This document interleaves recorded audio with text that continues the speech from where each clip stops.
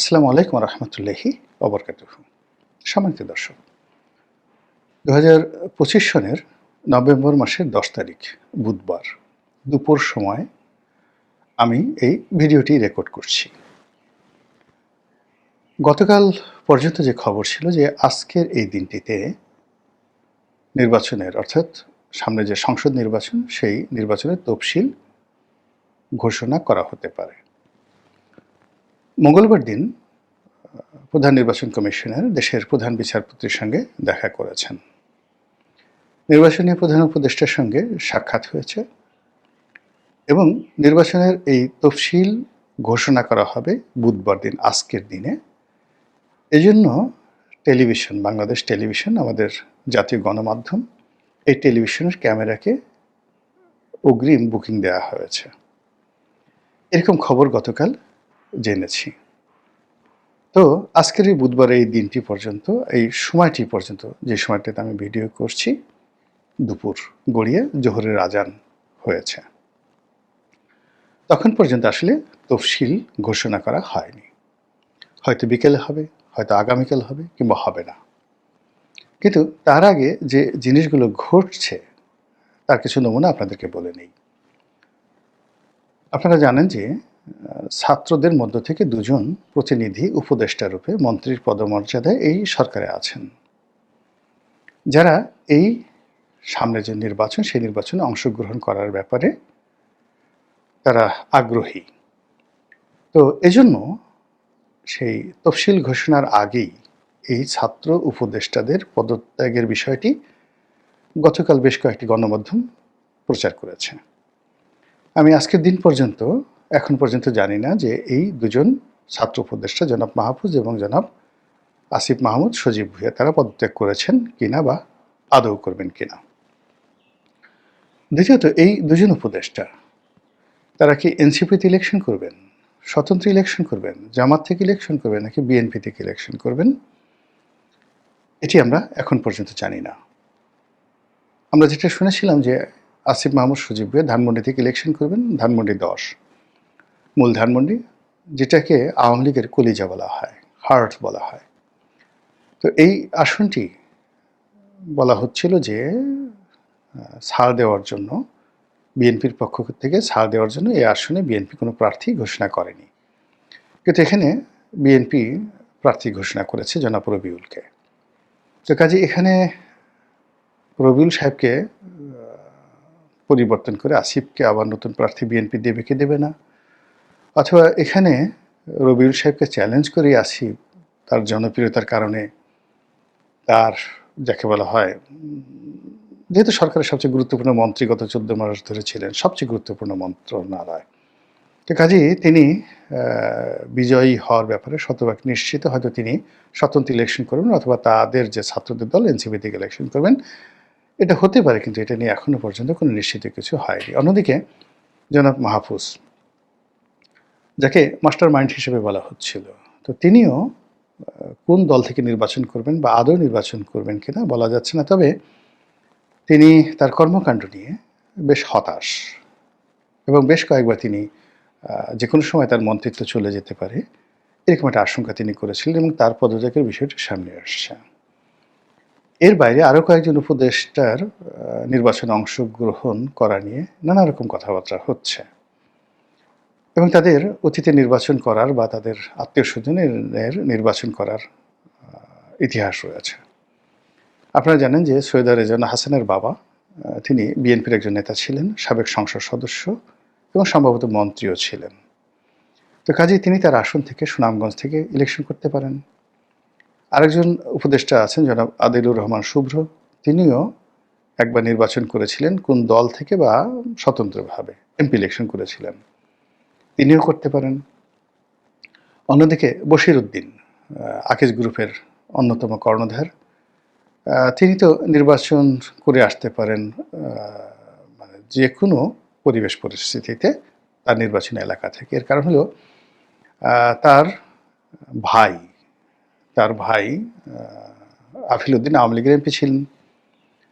এরপরে তার শ্বশুরের পরিবার, তারাও এমপি ছিলেন। তার শ্যালক বা সন্মন্দি তার শ্বশুর তারা সংসদ সদস্য ছিলেন আওয়ামী লীগের। না, তার না বোধহয়। তার যে বড় ভাই নাসির উদ্দিন, তো নাসির উদ্দিনের শ্বশুর আর শ্যালক বা সন্বন্ধী এই দুজনই সংসদ সদস্য ছিলেন। ফলে যশোরের বেশ কয়েকটি সিটে আকিজ গ্রুপের একটা বিরাট প্রভাব প্রতিপত্তি রয়েছে, জনপ্রিয়তা আছে এবং তাদের সেখানে কন্ট্রিবিউশন আছে। ফলে যে কোনো পরিবেশ পরিস্থিতিতে যশোর জেলার যে সংসদীয় আসনগুলো রয়েছে সেই সংসদীয় আসনে আকিজ পরিবারের সদস্যরা অন্ততপক্ষে দুটো আসনে তারা বিজয়ী হয়ে আসতে পারে, এরকম একটা পরিবেশ আছে। তো সেক্ষেত্রে বশিরউদ্দিন পদত্যাগ করে সেখানে নির্বাচনে যেতে পারেন, এটি নিয়ে কথা হতে পারে। রেজওয়ানা সেখানে যেতে পারেন, আদিলুর রহমান শুভ্র যেতে পারেন, এই কজনের নাম আপাতত শোনা যাচ্ছে।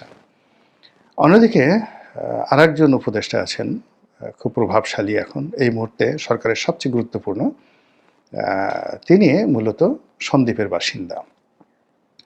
প্রথম আলো রিক্রুটমেন্ট এবং তাকে ইতিমধ্যে মহানায়ক হিসেবে সরকারের ভিতরে এবং বাইরে প্রতিষ্ঠিত করা হয়েছে সততার এবং কর্মদক্ষতার বিমূর্ত প্রতীক হিসাবে। তো সেই যে ভদ্রলোক যিনি যোগাযোগ মন্ত্রণালয়ের তারপর বিদ্যুৎ মন্ত্রণালয়ের দায়িত্বে আছেন, তো সন্দীপ বাড়ি, এই ভদ্রলোকও নির্বাচন করতে পারেন তাকে দিলে, এবং তিনি অনেকটা জামাতের শাবদুল হান্নান যে সাবেক যে এনবিআর চেয়ারম্যান ছিলেন, বাংলাদেশ ব্যাংকের ডিপ্টি গভর্নর ছিলেন এবং জামাতের মুরব্বী ছিলেন। তো তার সম্ভবত ভাইরা ভাই বা নিকটাত্মীয় এই জনাব ফজল করিম খান, তিনিও নির্বাচন করতে পারেন। তাহলে সেক্ষেত্রে নির্বাচনের তফসিল ঘোষণা করার ক্ষেত্রে যদি এই মানুষগুলো নির্বাচনের মাঠে যান, তাহলে এই তত্ত্বাবধায়ক সরকার বা অন্তর্বর্তীকালীন সরকারের অনেকগুলো নতুন মুখ এখানে যুক্ত হবে নির্বাচনকালীন সময়ে। তো এত বড় একটা ঘটনা ঘটবে, কিন্তু সরকারের মধ্যে এটা নিয়ে কোনো, যাকে বলা হয় তাড়াহুড়ো, এটা নিয়ে কোনো কর্মকাণ্ড আমরা দেখছি না। অন্যদিকে তফসিল যদি ঘোষণা করা হয়ে যায়, সেই ঘোষণা করার সঙ্গে সঙ্গে এই মুহূর্তে বিএনপির কতগুলো সমস্যা রয়েছে। তারেক রহমান সাহেবের দেশে আসা না আসা নিয়ে বিরাট একটা প্রশ্ন সামনে এসে গেছে। এখন এতদিন যাবৎ বাজনা বাজানো হচ্ছিল তারেক রহমান সাহেব আসবেন, শিডিউল ঘোষণা করলে আসবেন। কিন্তু যেই মুহূর্তে তিনি বলেছেন যে তার দেশে ফেরা তার একক কোনো সিদ্ধান্ত নয়, এর ফলে তার আশাটা অনিশ্চিত হয়ে পড়েছে। যদি তিনি এখন আসেন, বলবেন তিনি মিথ্যা কথা বলেছেন, কি অসুবিধা, আগে অসুবিধা ছিল এখন অসুবিধা হঠাৎ করে চলে গেল কেন? আর যদি না আসেন, তাহলে সবাই বলবেন যে নেতা যেখানে দেশের বাইরে, তিনি তার জীবনের ব্যাপারে, কোনো ব্যাপারে, নিরাপত্তার ব্যাপারে তিনি ঝুঁকে নিতে পারছেন না। তো সেখানে তার কর্মীরা কি করে নির্বাচনী এলাকায় গিয়ে নিরাপদে ইলেকশন করবে? আপনারা জানেন যে 2018 সনে একটা ভীষণ রকম অবস্থা তৈরি হয়েছিল, এবং আমি যেহেতু সেই নির্বাচনে প্রার্থী ছিলাম, এখনও সেই কথা স্মরণ হলে শ্বাসরুদ্ধ হয়ে আসে।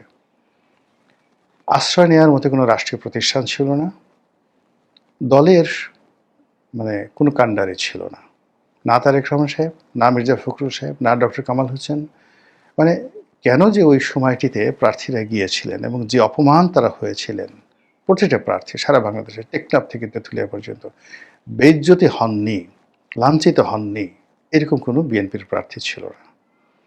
তো 2018 সনের ঢালবিহীন, কোনো শিল্ড, ঢাল ছিল না বিএনপির হাতে, কোনো পাল ছিল না যেটা তাকে নিয়ে যাবে গন্তব্যে, হালবিহীন, তাকে পরিচালিত করবে, পিছনে হাল ধরার যে মাঝি মাল্লা লাগে সেটা তাদের ছিল না,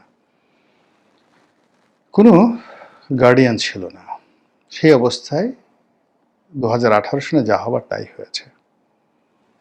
এইবারের পরিস্থিতি 2018 চাইতেও বিএনপির প্রার্থীর জন্য বা প্রার্থীদের জন্য আরও ভয়ানক হবে। তাদের আর্তচিৎকার, তাদের চেঁচামেচি, তাদের নির্বাচনের স্বাদ, 2018 সনে যারা নির্বাচন করেছেন তারা শুধু সেই স্মৃতিগুলো যদি স্মরণ করেন, তাহলে বুঝতে পারবেন এই দিন সেই দিন না। বরং এই দিন সেই দিনের চেয়ে আরও খারাপ হবে।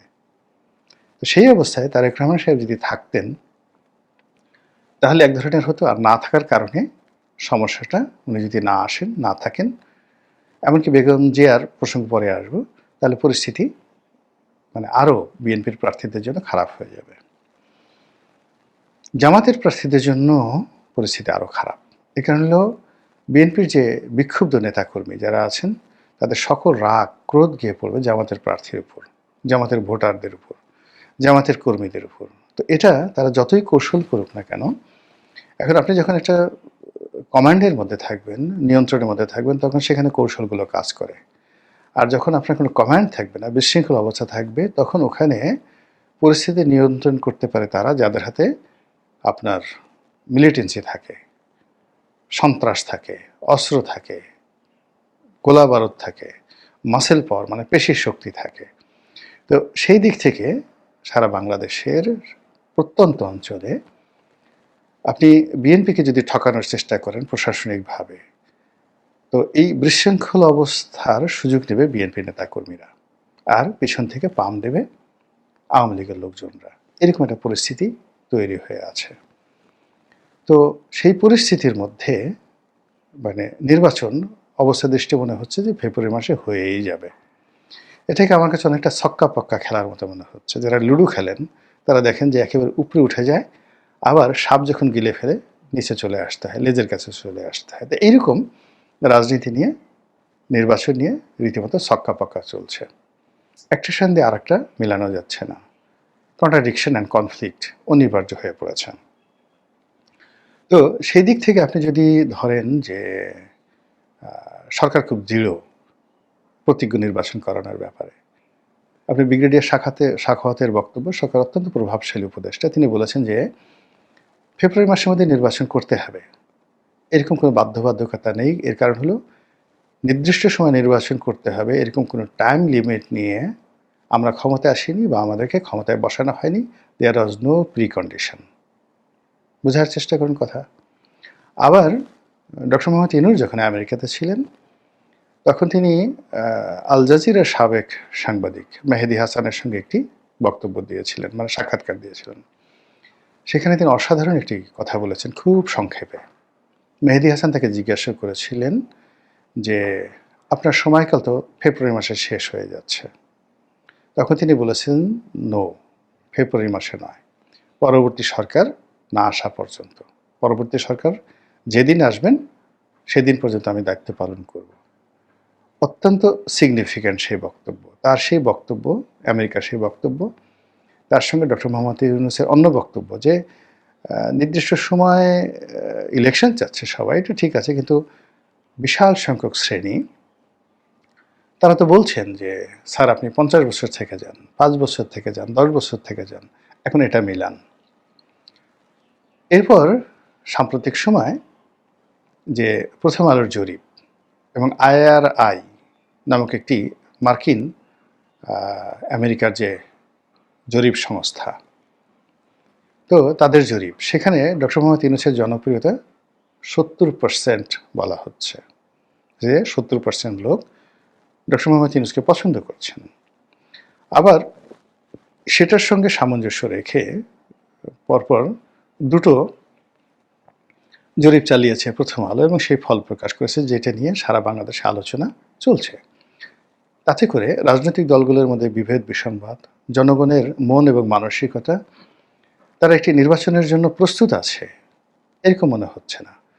যেমন প্রধানমন্ত্রী কে হবেন, প্রথম আলো বলছে যে এই ব্যাপারে জনগণ সিদ্ধান্ত নেয়নি, তাদের একটা ধারণা, ইমাজিনেশন, কল্পনা, দূর থেকে মনে হচ্ছে যে চাঁদের বুড়ি আছে ওইরকম। তো সেই দিক থেকে মনে হচ্ছে যে তারেক জিয়া, শফিকুর রহমান সাহেব প্রধানমন্ত্রী হতে পারেন।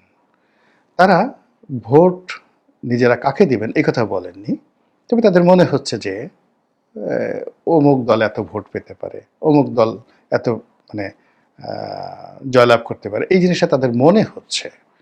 কিন্তু তারা তাদের নিজেদের কথা কেউ বলেননি যে this is my decision, I will support this party, এবং I am expecting this gentleman to be the prime minister of Bangladesh. এ কথা কেউ বলছে না। আপনি বোঝার চেষ্টা করুন যে কীভাবে ট্রাম্প কার্ড খেলা হচ্ছে এবং কিভাবে একটার সঙ্গে আরেকটা গুলিয়ে ফেলা হচ্ছে। একেবারে রীতিমতো পুরো রাজনীতির অঙ্গন, পুরো নির্বাচন, পুরো তফসিল সব মিলিয়ে একটা জগা খিচুড়ি হয়েছে। আর যদি এটাকে প্লেগ্রাউন্ড হিসেবে ধরেন তাহলে এটাকে একটা লুডো খেলার প্লেগ্রাউন্ড হয়েছে, যেখানে ছক্কা এবং পক্কা। আপনি যে গুটি চালছেন একটা মানে পাত্রের মধ্যে রেখে ঘুরু ঘুরু করে, তারপরে সেটা কি 6 পড়বে না 4 পড়বে না 3 পড়বে এটা আপনি জানেন না। লুডো খেলার যে ছক্কা পক্কা, আবার সেখানে ঘুরতে ঘুরতে যে সংখ্যাটা আসবে সেই সংখ্যাটা গিয়ে সাপের মুখে পড়বে নাকি সেটা গিয়ে জায়গা মতো পড়বে সেটাও আপনি জানছেন না। এই কারণে লুডো খেলার যে মানে বিষয়টি, এটা অ্যাবসলিউটলি একটা আনসার্টেন খেলা। কিন্তু রাজনীতিতে লুডো খেলা নয়। রাজনীতিতে বিজ্ঞান আছে, রাজনীতিতে কেমিস্ট্রি আছে, রাজনীতিতে কৌশল আছে, ফিজিক্স আছে, ম্যাথমেটিক্স আছে। কিন্তু এর কোনোটাই এখন কাজ করছে না। কাজ না করে মনে হচ্ছে পুরো জিনিসটি লুডো খেলাতে পরিণত হয়েছে। দেখা যাক ছক্কা পক্কার এই খেলার শেষ পরিণতি কোথায় গিয়ে থামে। আসসালামু আলাইকুম রহমতুল্লাহি ওয়া বারাকাতুহু।